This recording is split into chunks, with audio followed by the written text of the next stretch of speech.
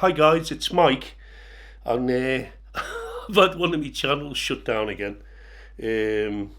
What YouTube are doing at the moment, they're asking you for security questions, and obviously you can't answer them. And even if they answered them right, they'd still shut your channel down, and it stays shut down for about a month or 6 weeks.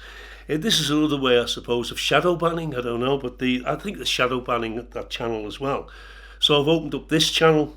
Anyway, this channel, it probably won't get any subscribers, but let me just ask you, plead with you, please subscribe to this channel, and I'll be able to get more information out to more people.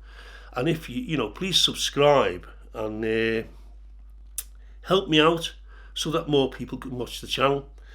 But anyway, today I'm going to speak about psychopaths, which I've spoken on other channels about, and narcissists. And like I've said before, if you've seen any of my videos before, there are quite a lot of psychopaths and narcissists walking around on the planet. 1% of the planet, 1% of the population of the planet are psychopaths. Now that's 1 in every 100. Now you might say, well, that's not a lot, but it is. 1 in every 100 is quite a lot. Now there are around about 8 billion people on the planet, 7.8 billion people, but we'll just go by the figure of 8 billion people on the planet. Now that means if there's 8 billion people, 1% of 8 billion people is 8 million psychopaths. So there are 8 million psychopaths walking around. Now compared to 8 billion, that's not a lot, but it's still quite a lot. And there are 8 million narcissists walking around, because there are, it's the same with psychopaths. Severe narcissists, there's 1% of them. We've all got a bit of that in us, though, narcissism. It's not as bad as psychopathy, obviously. We've all got a bit of that in us, but severe narcissists, covert narcissists and people like that, there are, the same as psychopaths, 8 million of them walking around. That's 1 in every 100, but some people reckon there's more narcissists, though. They say there's about 20 in every 100. But that's obviously, you'd have to research that a bit further. But today I'm going to talk about these vaccines and Bill Gates. A lot of people think Bill Gates is a narcissist or a psychopath. Bill Gates, he was on the BBC today, and on the BBC spake for quite a while, to the typical BBC deadhead. The BBC, how can I put it, spin doctoring journalist, the careerist BBC journalist, the brainwashed BBC journalist. He was speaking to one of them, and the journalist wouldn't ask him anything, that would put him on the edge, that would, question him, what his interests are into these viruses. I mean, in 2015-16, Bill Gates was speaking about a virus taking place, and here we are now. We have got a virus, and Bill Gates was speaking about, a vaccine for these viruses then, and there he is on the TV today, talking about creating a vaccine for this coronavirus, and suggesting that the whole population of the world will have to be inoculated with this vaccine. So in other words, you'll have no option, you'll have to be inoculated with it. Now we won't know what will be contained within that vaccine, so we're in a situation where we're being ruled by psychopaths and narcissists. And remember, Bill Gates is one of the 2,215 billionaires on the planet. There are no trillionaires, but there are 2,215 billionaires on the planet. Bill Gates is one of the guys at the very top who's got the most money. You've got people like George Soros and other people who are all mates with Bill Gates. They're all friends together. There's at least 100 of them there at the top. Maybe a bit less, 100 of them, But there's less at the very top, who seem to be interested in culling the population of the world, and interested in these viruses, and how this virus was created, because I believe it was created in that lab in Wuhan, in that laboratory, and I believe somebody got infected and brought it out of that laboratory. So I believe that this coronavirus is a man-made virus. I certainly believe that the 100% amino acid similarity says it can't possibly be a natural mutation. It almost certainly is a recombination event that was laboratory driven. Now that's a whole other line of research that, like, there's hundreds of films on the internet on YouTube there, which you can go and look at, which make a hell of a lot of sense. I'll name one particular channel. What's it called? Epoch News. Go there. That's terrifying. That there's a lot of stuff on China and how evil the Chinese government is. You know, it's literally a totalitarian government, but it's a country now that runs itself like a capitalistic country, but it's still got a totalitarian government with a massive human rights. With a massively terrible human rights record, you know, one of the worst in the world.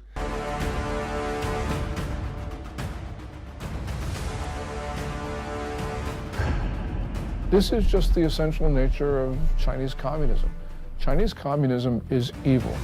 People like Bill Gates, and these billionaires at the top. And remember, you've got the governments who are the puppets of these people, puppets of these billionaires.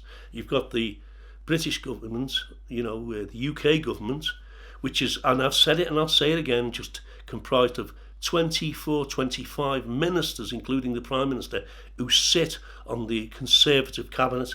They are the people who really run the government. They're the people who impose things upon us, just these 25 people. It's unbelievable, isn't it? But that's all. The rest of the MPs, the 600 and, how many is there? 625 MPs left, because I think it's 650 in the House of Commons, or the House of Parliaments. The rest of them are just what I've called before House of Commons lobby fodder. But let's get back to psychopathy and narcissism, and this apocalyptic sort of narrative that we're listening to through the media in this country and through the media right across Europe. This is the media that is indoctrinating the people. The biggest one of these indoctrination media groups is the BBC, which is also known as the British Brainwashing Corporation. You know, the journalists in there, I often wonder, do they ever question what they're saying, and do they ever question the research that has been given to them? You know, these journalists, these front people, these great journalists, who what you call anchormen. But, you know, you've got this long-term project. That's another word that's used by people like Bill Gates. This is a long-term project. You see, have you ever heard of the philosophy of gradualism? It's a philosophy. You know, gradualism means gradualistically, obviously. So they do things over a certain period of time. It's normally 3 years. 3 years. They always work to like a 3-year sort of maximum, you know. We'll do things over 3 years. But with this virus, it's 18 months. But really, when they're going to foist something onto us, they normally take 3 years to do it. Because this is how the narcissist operates, and the psychopath. They work within a timeline. Especially the covert narcissist and covert psychopath. They do things covertly. They create a timeline. It normally lasts over 3 years. And this is the way that they operate. And they think that this is normal. They think it's normal. You know, Bill Gates was saying, I'll show you little bits of the interview on the BBC. And Bill Gates was saying it's going to take, it's going to be a project. It normally takes 18 months. We're going to have to take something that usually takes 5 or 6 years and get it done in 18 months. And then another 2 years to test whether there's no side effects of the vaccine. But also you've got them now normalising life and death, or normalising things could go wrong. Now, Bill Gates says in this interview, you know, if we do this vaccine fast, within 18 months or less, you know, we're going to have to put aside the possible side effects which could start showing in 2 years' time. He's trying to normalise this aspect of a vaccine, which in itself isn't normal. The people like myself and Tony Fauci are saying 18 months. If everything went perfectly, we could do slightly better than that. But there will be a trade-off. We'll have less safety testing than we typically would have. And so governments will have to decide, do they indemnify the companies and really say, let's go out with this when we just don't have the time to do what we normally do. So 18 months is about what we'd expect. We're doing everything we can. We'll write checks for those factories faster than governments can, and they'll come along. It definitely shouldn't be money limited. It should be, all the best constructs, full speed ahead, science limited. As I understand it then from what you're saying is that it may be that there needs to be some compromise in some of the safety measures that would normally be expected to create a vaccine because time is so crucial. Well, of course, if you want to wait and see if a side effect shows up 2 years later, that takes 2 years. So whenever you're acting quickly, like during the HIV crisis, they created a quick way of getting drug approval. There is a trade-off there. In that case, it worked super, super well. And here, we will, I think, be able to get some safety indications, but this is a public good. And so, those trade-offs, the governments working on a cooperative basis will be involved in the decision to say, hey, the regulator says go ahead, even though you haven't taken the normal time period.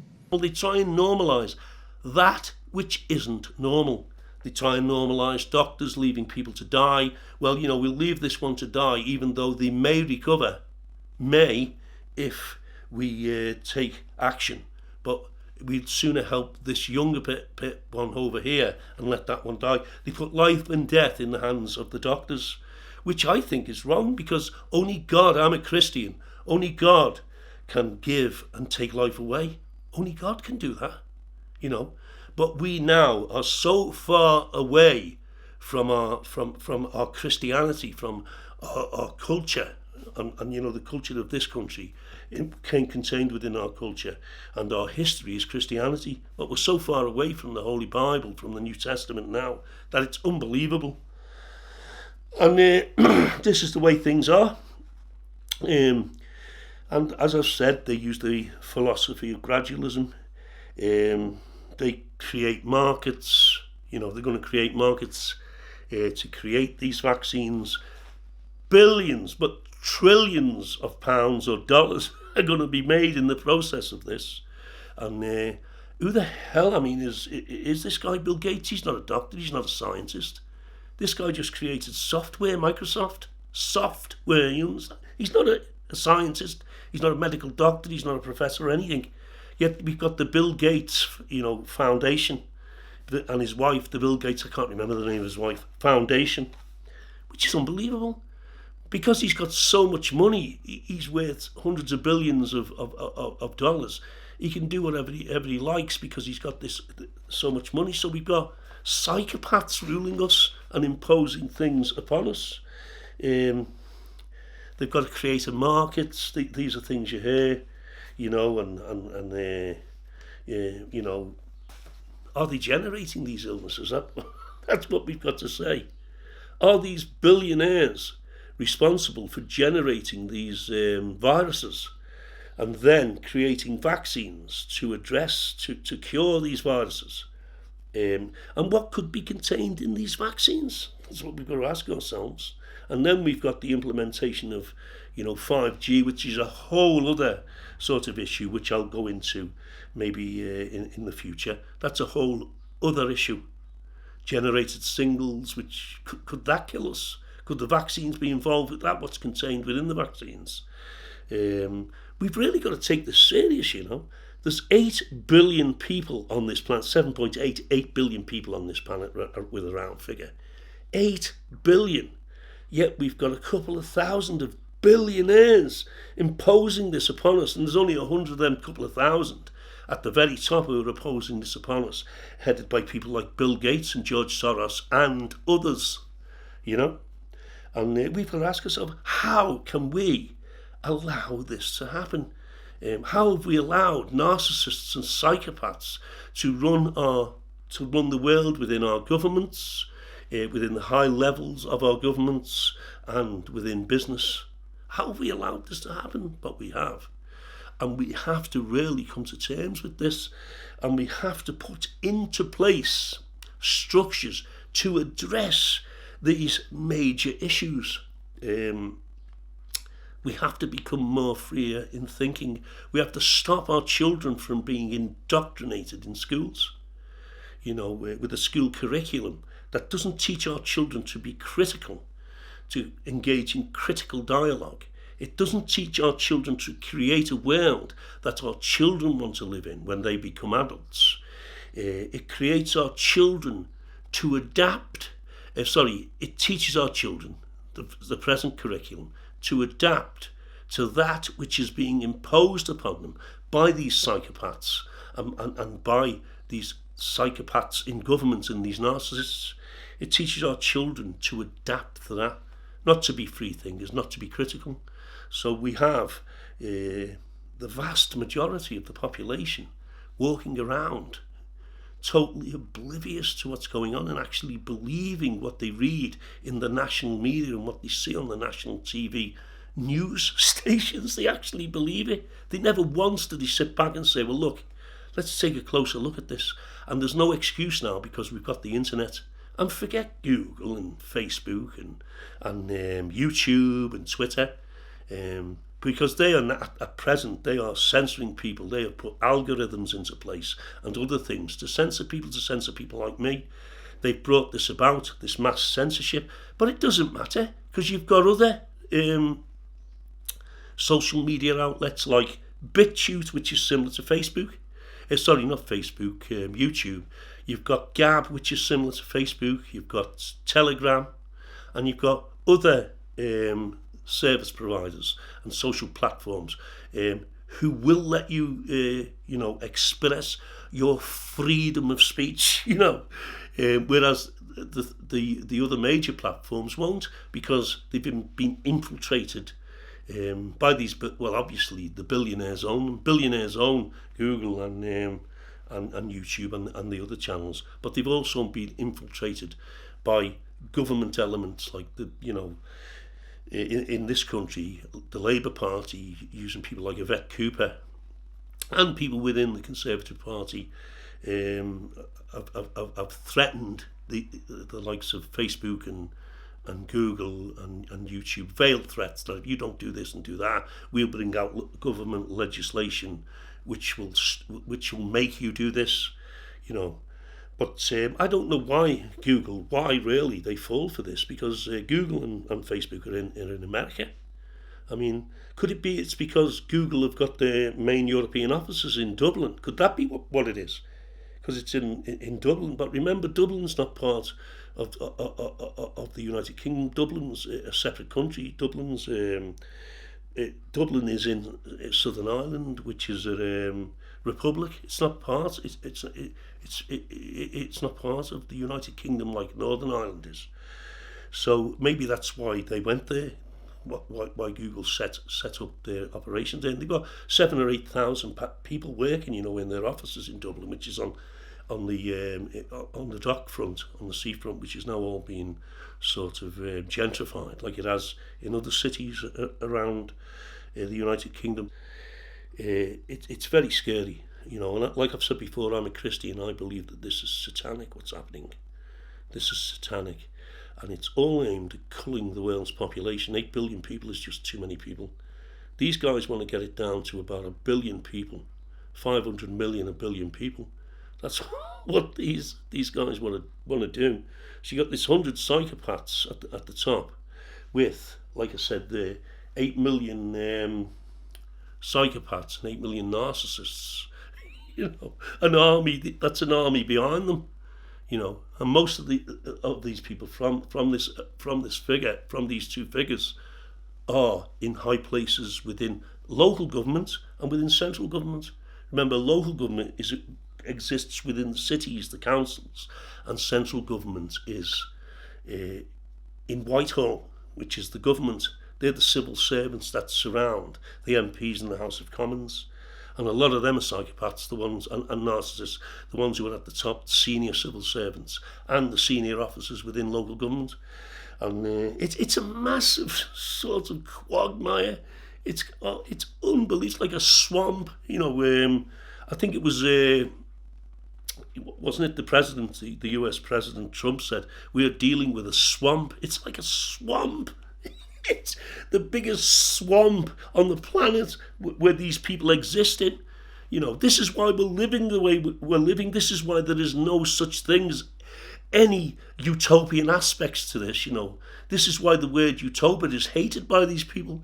This is why we're living in the misery that we're living in now, and this is why these viruses are being released from these these laboratories. In conclusion, take a look at this piece of film. I mean, Bill Gates gave a talk, a speech, at a function called TED Talk, and he predicted that this virus was going to come. It's uncanny. He gave this speech 5 years ago. I won't put the speech on because the film will go on forever, but listen to what the anchorman says to him from the BBC. Of course, he never pressed him on it. He never pressed him on it or said to him, how did you know that this was going to happen? It's absolutely uncanny. I mean, was this all planned? Because now it's become prevalent to a lot of people that this virus escaped from a laboratory in China, and that it is laboratory created. But in conclusion, just listen to Bill Gates here, what he says to the BBC anchorman. It's unbelievable. Do you think world leaders now are listening in a way they didn't out of necessity, bearing in mind, and I know you referenced it before, 2015 you gave one of those TED Talks, and if people go back and listen to it now, it was extraordinarily close to what is happening now. You were talking about the real risk of a pandemic across the world. Did you feel like you were listened to then? No. The investments that could have been done so that diagnostics would have been essentially immediately available, drugs in less than half the time, the vaccine in less than half the time, most of those investments were not made. Now, CEPI is the exception to that, but that's about 5% of what could have been done. Now we're scrambling, and it's taking us much longer to get these pieces together, even though scientists are doing heroic work. So, unlike the defense budget that prepares us for wars, where we simulate the problem and we make sure we're good at it, this risk, which I viewed as even greater than the risk of war, there was very, very little preparation. Very few of these germ games where you try out and say, okay, how do you build up the ICU capacity? Can you make ventilators? How do you prioritize the diagnostics? That we're just figuring out as we go. Do you think that, do you think, partly a financial decision, that it wasn't deemed to be worth investing that money in something that maybe other people didn't see as clearly as you? Well, it's got to be governments, because there's no private sector incentive for something that's uncertain like this. And even when it happens, you have to charge mostly a break-even price for things that are helping out with a global crisis like this. So, people still saw war as something to fund. In the less than 10% of that would have been needed for this, people just didn't organize their government to have that function. I do think now, because this has been so dramatic, we weren't ready for this pandemic, but I do think we will be ready for the next pandemic. And using the new tools of science, that's very, very doable. Can you see how calm Bill Gates is here? The way he's just sipping at his tea and not worried in the least. Seems indifferent to everything and just laid back. This is the typical behaviour of a psychopath. This is the way psychopaths react. I mean, he's talking about something here which is horrific, where thousands of people are going to die, and he's just talking about it as though it's an everyday thing, It sounds to me like this guy is in it for the money, and he's even he finished off with, more pandemics. How many of these pandemics are we going to get? How many of these viruses are we going to get? It looks like it's going to be quite a few because they're man-made viruses created in the laboratory. This guy just speaks in a matter-of-fact way about it. Absolutely unbelievable.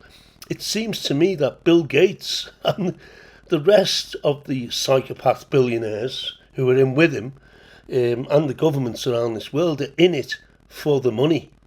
And, as I've said before, to depopulate the world if they can. But I don't think they'll manage to do that, because God eventually will come up against them. But I'm saying that because I'm a Christian, but this is just unbelievable. Psychopaths are running the world.